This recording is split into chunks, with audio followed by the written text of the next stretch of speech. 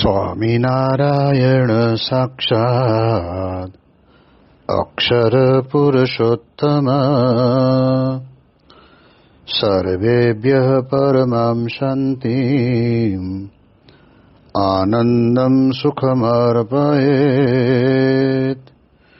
શ્રી સ્વામિનારાયણ ભગવાનની જય. શ્રી અક્ષર પુરુષોત્તમ મહારાજની જય.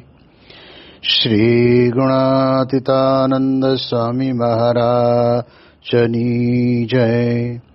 શ્રી પ્રમુખ સ્વામી મહારાજની જય. શ્રી મહંત સ્વામી મહારાજની જય. પ્રગટ ગુરુ હરિ પરમ પૂજ્ય મહંત સ્વામી મહારાજની આજ્ઞા અને આશીર્વાદથી આપણે બધાએ નિત્ય પ્રાતઃ કથાનો લાભ લઈ રહ્યા છીએ. આજે આપણા માટે ફેબ્રુઆરી મહિનાની 1 તારીખ અને ગુરુવારનો મહાપવિત્ર દિવસ છે અને 1143મી સભા થાય છે અને કહત સહજાનંદ એ વિષય ઉપર 794મો દિવસ થાય છે. ભગવાન સ્વામિનારાયણ ગરડા પ્રથમ પ્રકરણના 54મા વચનામૃતની અંદર આ પૃથ્વીનું તળ રહે ત્યાં સુધી આપણા બધાના કલ્યાણ માટે પ્રગટ સત્પુરુષ અવિરત પ્રગટ રહ્યા જ કરે એવા સત્પુરુષોના ગુણોનું દર્શન કરાયું છે. એટલે એવા જે સ્વધર્મ જ્ઞાન વૈરાગ અને મહાત્મ જ્ઞાન તેણે સહિત જે ભગવાનની ભક્તિ યુક્ત એવા જે પરમ એકાંતિક સત્પુરુષ છે એના પ્રસંગ થકી ભાગવત ધર્મનું પોષણ થાય છે અને જીવને મોક્ષનું દ્વાર પણ તે સાધુના પ્રસંગ થકી ઉઘાડું થાય છે. આટલી અદ્ભુત વાત મહારાજ પોતે કરે છે અને હવે આ વાતને પ્રમાણભૂત આપવા માટે આપણે જાણીએ એ પ્રમાણે મહારાજ પોતે ભાગવતનું આધાર લે છે. ભાગવતની અંદર પણ ઘણી બધી જગ્યાએ આવા પરમ એકાંતિક સત્પુરુષ દ્વારા આપણું કલ્યાણ થતું હોય છે. એ વાતનો વિસ્તાર પણ કરવામાં આવેલો છે અને એમાં વિશેષ કરીને ભાગવતના 3જા સ્કંદનો એક સંદર્ભ લઈને મહારાજ પોતે કહે છે કે કપિલદેવ ભગવાને દેવહૂતિ પ્રત્યે કહ્યું છે એમ કહીને શ્લોક પોતે મહારાજ બોલે છે કે પ્રસંગ મજરમ પાશમ આત્મનઃ કવયો વિદુઃ સ એવ સાધુષુ કૃતો મોક્ષ દ્વારમ અપાવ્રતમ. વાત તો આપણી ગુજરાતની જ છે અને એમાંય ખાસ કરીને ઉત્તર ગુજરાતમાં મહેસાણા જિલ્લાની અંદર આવેલા સિદ્ધપુર શહેરને કાંઠે સરસ્વતી નદી છે અને એ સરસ્વતી નદીના કિનારા ઉપર કરદમ ઋષિનો આશ્રમ છે. ત્યાં આગળ કરદમ ઋષિના લગ્ન દેવહૂતિ માતાની સાથે કરવામાં આવેલા અને એવા સમયની અંદર એમને ત્યાં આગળ કહેવાય છે કે બંને જણા વચ્ચે એક શરત નક્કી થઈ હતી કે આપણા બંનેના સંભોગ પછી આપણે ત્યાં જે કંઈ આપણને પુત્ર કે પુત્રી પ્રાપ્ત થાય એના પછી હું તમારો ત્યાગ કરીને એકાગ્ર થઈને ભજન ભક્તિની અંદર હું જોડાઈ જઈશ. આ પ્રકારે જ્યારે કરદમ ઋષિએ તે વખતના સમયની અંદર જેને કહેવાય દેવહૂતિ માતાની પાસે આ નિવેદન મૂક્યું એટલે સંમતિ આપી. પરંતુ ભગવાનની ઈચ્છા હશે એટલે 9 દીકરીઓ પછી પણ એમને ત્યાં આગળ ભગવાન કપિલદેવજીનો જન્મ થાય છે. ભાગવતની અંદર કપિલદેવ ભગવાનને સાંખ્ય મતના આચાર્ય કહેવામાં આવે છે અને કપિલદેવ ભગવાન એક બહુ જ મોટામાં મોટું અદ્ભુત કાર્ય કર્યું હોય તો ભગવાન સ્વામિનારાયણનો જે પરંપરાગતનો જે સિદ્ધાંત કહેતા આપણે ત્યાં આગળ શાસ્ત્રોની અંદર જ્યારે જ્યારે ભગવાન અવતાર ધારણ કરે છે, પરંતુ પછી ભગવાન આ લોકની અંદર પોતાના દિવ્ય વિગ્રહનો ત્યાગ કરીને પોતાના ધામને વિશે જાય.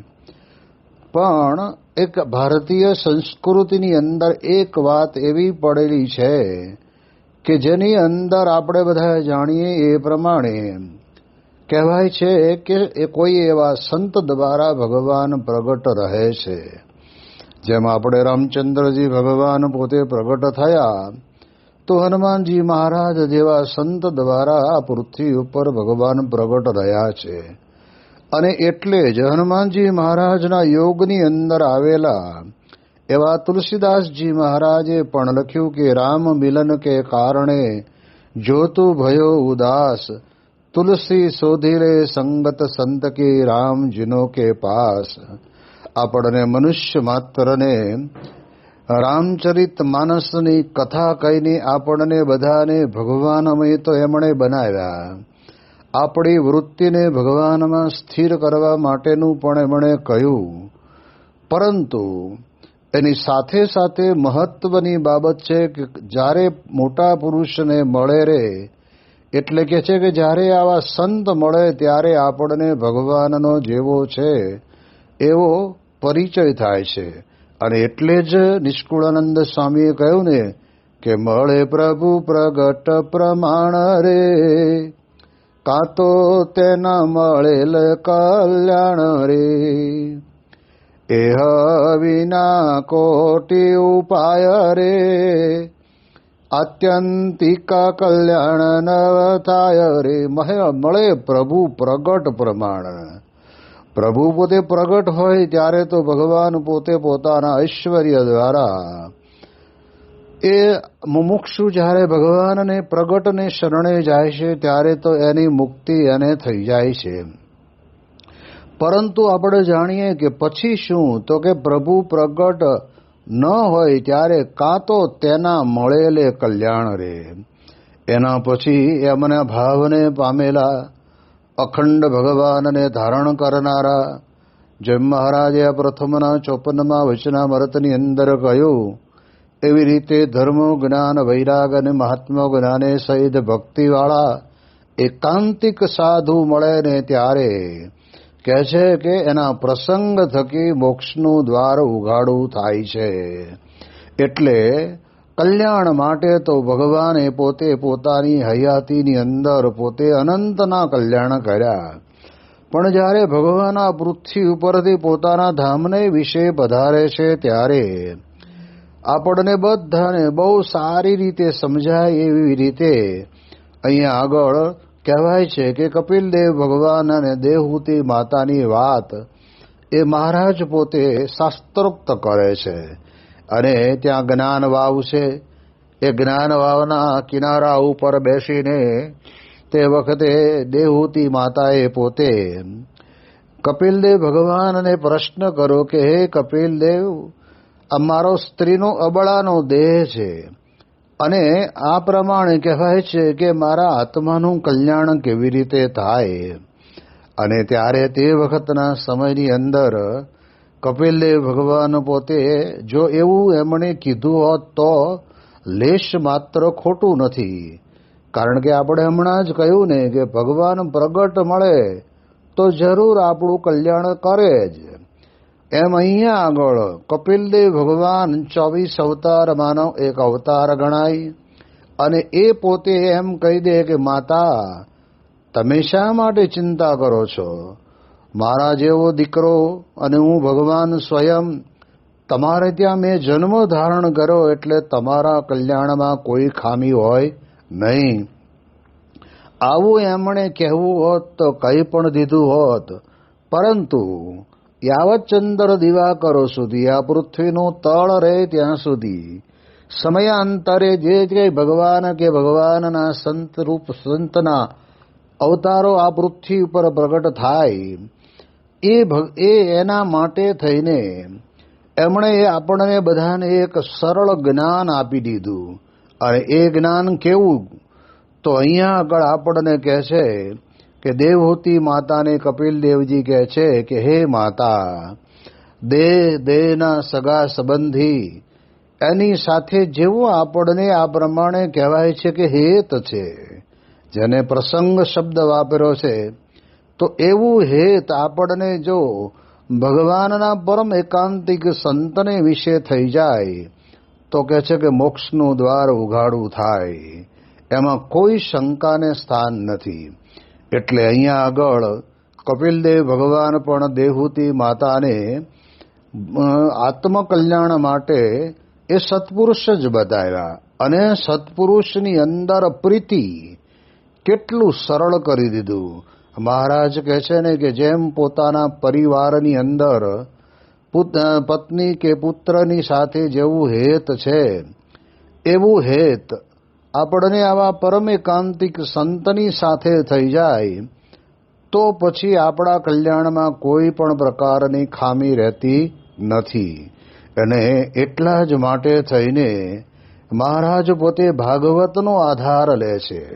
આવી જ રીતે ભાગવતની અંદર પણ 5મા સ્કંદની અંદર 5મા અધ્યાયના બીજા જ શ્લોકની અંદર ઋષભદેવ ભગવાન પોતાના 100 પુત્રોને કહે છે કે હે દીકરાઓ, કહેવાય છે કે મહત સેવામ દ્વારમ આહુ વિમુક્તે હે સ્તમો દ્વારમ યોષિતામ સંગી સંગમ.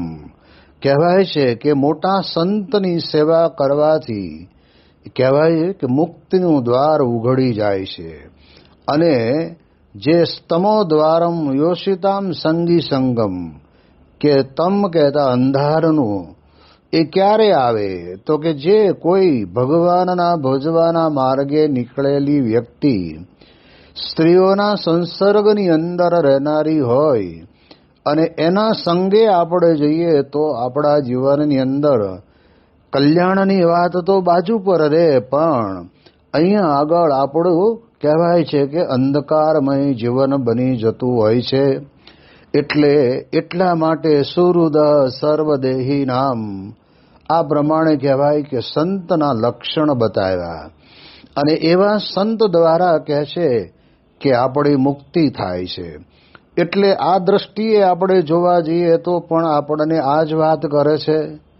એનાથી આગળ તમે આપણે જોવા જઈએ 11 સ્કંદની અંદર જનક રાજા અને નવ યોગેશ્વરના સંવાદની અંદર પણ આપણને જનક રાજા પ્રશ્ન પૂછે છે યોગેશ્વરોને, અને એની અંદર કહે છે કે મુક્તિ માટે તો કે શાબ્દે પરેચ નિષ્ણાતમ, એક સંત એવા હોવા જોઈએ કે જે બોલે અને જીવનની અંદર જીવન ચરિતાર્થ કરી રાખેલું હોય, એવા સંતને મળે ને ત્યારે કહે છે કે એને મુક્તિની અંદર કોઈ જ રીતે ખામી આવતી નથી. અને એટલા જ માટે થઈને આપણા તમામ હિન્દુ ધર્મના શાસ્ત્રો આપણને બધાને કહે છે, અને ભગવાન સ્વામિનારાયણ આ બધા જ શાસ્ત્રોના સાર રૂપ આવી અદ્ભુત વાત આપણને કરે છે. એટલે એ દ્રષ્ટિથી આપણા જીવનની અંદર આપણે પણ વિચારવાનું, જેમ કૃષ્ણ ભગવાન પોતે આ લોકની અંદર પ્રગટ થયા, પરંતુ કહેવાય છે કે બીજા બધાને તો મનમાં એમ થયું કે ભગવાન હવે 125 વર્ષ આ લોકમાં રહ્યા, પણ હવે દેહ છોડીને ગયા, હવે આપણું શું, હવે આપણું કોણ? એવું અજ્ઞાન જેના અંતરની અંદર હતું એ અજ્ઞાનમાંની અંદર રહ્યા. પણ કહે છે કે ઉદ્ધવજી જેવા જ્ઞાની હતા, એમને મનની અંદર એવો વિચાર આવ્યો કે ભગવાન ક્યારેય પણ પૃથ્વી ઉપર આવ્યા પછી જતા નથી, એ પોતાના દિવ્ય કાર્ય દ્વારા પણ પૃથ્વી ઉપર વર્ષો ને યુગો સુધી રહ્યા જ કરે છે. એટલે ભગવાન પૃથ્વી પરથી જતા નથી, પણ બીજા સ્વરૂપે આપણને આના લોકની અંદર આપણને દર્શન આપે છે. અને એટલે જ ઉદ્ધવજી દ્વારા, ઉદ્ધવજી જ્ઞાની હતા પણ ભગવાનની ભક્તિનો આસ્વાદની ખબર નહોતી, એટલે ભગવાન કૃષ્ણ પરમાત્માએ ઉદ્ધવજીને ત્યાં આગળ ગોકુળની અંદર મોકલી અને ગોપીઓના અંતરની અંદર રહેલી પ્રેમ લક્ષણા ભક્તિને એમને માણી અને જ્ઞાન કરતાં પણ ભક્તિ શ્રેષ્ઠ છે, જ્ઞાનની જરૂર છે. જો ભક્તિ કરવાની આપણી પ્રકૃતિ હોય પણ ભગવત સ્વરૂપનું જ્ઞાન ન થયું હોય કે પ્રગટ ભગવાનને ભક્તિ કરવાથી આપણી ભક્તિ કેટલી બધી એક થોડી કરીએ ને તો પણ ક્યાંની ક્યાં પહોંચી જાય, એવી પ્રકારનું જ્ઞાન ન હોય તો પણ નકામું પડે. એટલે એવા ઉદ્ધવજીને ભગવાન કૃષ્ણ પરમાત્માએ ગોકુળની અંદર મોકલ્યા અને ત્યાં રહેનારી ગોપીઓની પાસે પ્રત્યક્ષ ભગવાનની અનુભૂતિના પ્રસંગો માણ્યા. અને એમાં ગોપીઓ કહ્યું કે હે ઉદ્ધવજી, આ અમારા શરીર કદાચ કૃષ્ણના વિરહની અંદર પડી જાય અને અમારા શરીરની હાડકાની ભૂંગળીઓ લઈને કોઈ એમાં ફૂંક મારે અથવા તો પવન અંદરથી હહરો નીકળે તો પણ કહે છે કે એમાંથી ઉદ્ધવજી કૃષ્ણ કૃષ્ણ કૃષ્ણ અવાજ આવશે, બીજું કાંઈ નહીં આવે. જેને સંસારની અંદર રહ્યા હતા, લગ્ન ગ્રંથિથી જોડાયા હતા અને ગાયોનું આવું સરસ મજાનું જેને કહેવાય ને ગોધન રાખીને પોતાનું જીવન નિર્વાહ કરતા હતા, દૂધ દહીંને માખણ આદિ વેચવા જતા હતા, શરીરની નાની મોટી ક્રિયાઓ કરતા હતા, પણ એમના અંતરની અંદર એક ભગવાન કૃષ્ણ પરમાત્મા બરાબરના એવા બેસી ગયેલા કે જેના કારણે કરીને એમણે એમ કહ્યું. અને ત્યારે આવી પ્રીતિ જ્યારે ગોપીઓને ભગવાન કૃષ્ણ પરમાત્મા સાથે હતી અને એવી ઉદ્ધવજીને જ્યારે ખબર પડી ત્યારે ઉદ્ધવજીને એમ થયું કે મને કૃષ્ણ ભગવાને અહીં આગળ આ ગોપીઓની સામે જ્ઞાન આપવા મોકલ્યો છે કે પછી ગોપીઓના જીવનની અંદર રહેલી આ કૃષ્ણ પ્રત્યેનો પ્રેમરૂપી ભક્તિ એને શીખવવા માટે મોકલ્યો છે, એમ સમજીને એમણે પોતે એક ભક્તિમય જીવન જીવવાનો એક એમાંથી આદર્શ મેળવો. અને એના કારણે કરીને આપણે ત્યાં એવું કહેવાય છે કે કૃષ્ણ ભગવાન પોતે ઉદ્ધવજી દ્વારા આ પૃથ્વી ઉપર પ્રગટ રહ્યા. એટલે એટલું તો સમજી જ લેવાનું છે કે જીવના કલ્યાણ માટે થઈને જ્યારે ભગવાન પોતે આ લોકની અંદર પ્રગટ થાય છે ત્યારે એ કલ્યાણનો માર્ગ હંમેશને માટે એ જે સમયે જે અવતાર કે જે અવતારી પુરુષ પ્રગટ થયા એના દ્વારા કલ્યાણનો માર્ગ ક્યારે બંધ થતો નથી. અને મહારાજ પોતે આ લોકની અંદર માત્ર 49 વર્ષ રહ્યા. તો શું એટલું જ માત્ર 49 વર્ષ રહ્યા એટલે એટલું જ કરવા આવ્યા હતા? નહીં. મહારાજ પોતે બોલ્યા હતા અને ગુણાતીતાનંદ સ્વામી પોતે કહે છે કે એક પાંદડે સ્વામિનારાયણનું નામ લેવરાવવું છે એટલો સત્સંગ થશે. અને એવો સત્સંગ કરાવવો હોય ત્યારે તો આપણે બધા જાણીએ છીએ કે આ પ્રકારે સત્પુરુષનું પ્રાગટ્ય જરૂરનું છે. અને એના કારણે કરીને વિશ્વભરની અંદર સત્પુરુષ દ્વારા જ કાર્ય થાય છે.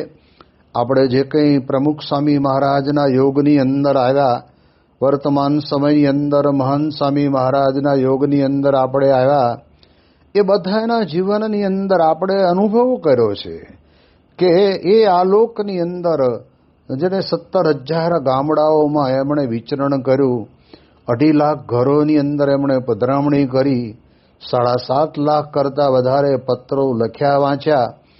આ બધાના જીવનની અંદર એક વસ્તુ તો આપણને આંખે ઉડીને વળગે એવી છે કે એમનું આ બધું જ કાર્ય માત્ર ને માત્ર ભગવાન સ્વામિનારાયણ આવા ગુણાતીત સંત દ્વારા પૃથ્વી ઉપર પ્રગટ રહે અને પ્રગટ રહે એના માટે થઈને આપણને આ પ્રમાણે કહેવાનું કહ્યું છે કે એટલે એ એમણે આ કાર્ય બધાએ કર્યા.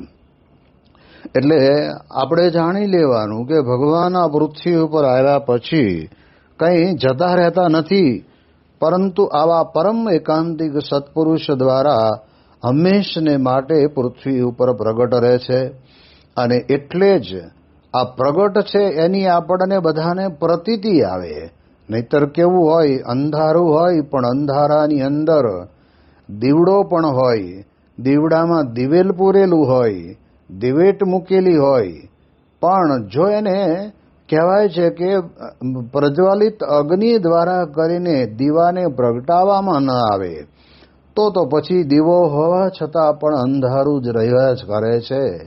એમ લોકની અંદર દીવા જેવું કોક હોય, એમાં દિવેલ પૂરેલું હોય અને દિવેટ પણ હોય, પણ કહે છે કે સાક્ષાત ભગવાન એમના દ્વારા આ પોતાનું જે ભગવાનપણું અથવા તો ભગવાનના પરમ એકાંતિક સત્પુરુષ કે જે બ્રહ્મ ભાવ એમાં પ્રગટેલો ન હોય તો લોકોને ભેગા કરીને કદાચ કથા પારાયણો કરી શકે, પરંતુ કલ્યાણ માટેની જ્યારે વાત આવીને ઊભી રહે ત્યારે તો આપણને કપિલદેવ ભગવાન દેવહૂતિ માતાને પણ એટલું જ કહે છે કે અમારા એવા પવિત્ર સંત જે ધર્મ જ્ઞાન વૈરાગ અને માતમે સહિત એકાંતિક ભક્તિ જેનામાં હોય અને એવા એકાંતિક મોટા સાધુ એની સાથે જ્યારે આપણે પ્રીતિ કરી દઈએ ત્યારે આપણું મોક્ષનું દ્વાર ઉઘાડું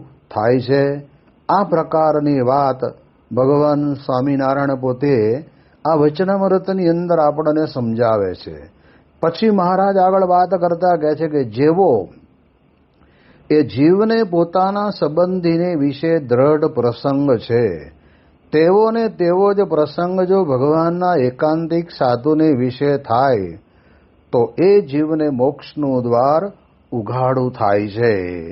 આ મહારાજના જ પોતાના બોલેલા અમૃત વચનો આ ગઢડા પ્રથમ પ્રકરણના 54ના વચનામૃતની અંદર આ ભાગવતના શ્લોક પછીની આ લખાયેલા છે.